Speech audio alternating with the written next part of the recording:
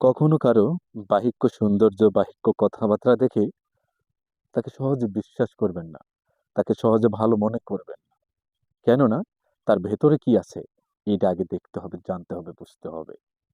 যেমনটা আমার পিছনে থাকা সরিষা যে প্রজেক্টটা আছে, এটা সৌন্দর্য এখন অনেকটাই। যেখানে মানুষ আসতেছে প্রতিনিয়ত ছবি তোলার জন্য, ভিডিও করার জন্য। কেননা এর সৌন্দর্য হচ্ছে এখন এই ফুলে।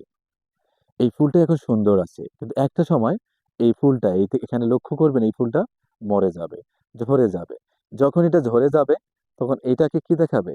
এটা যখন ঝরে যাবে কঙ্কাল দেখাবে। তেমনি মানুষের ভেতরে কি আছে এটা তাকে বুঝতে গেলে তার সাথে মিশতে হবে।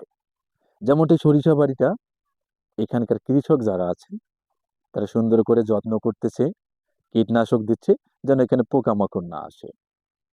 এটার জন্য সুন্দর করে গড়ে তোলা যায়। তেমনি আপনার জীবন, আপনার মনকে সুন্দর করতে হলে বাহ্যিক পোশাক, সৌন্দর্য এগুলো কোনো ম্যাটার না।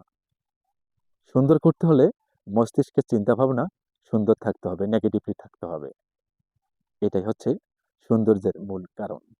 ভালো থাকবেন, সুস্থ থাকবেন, নিরাপদে থাকবেন। আল্লাহ হাফেজ।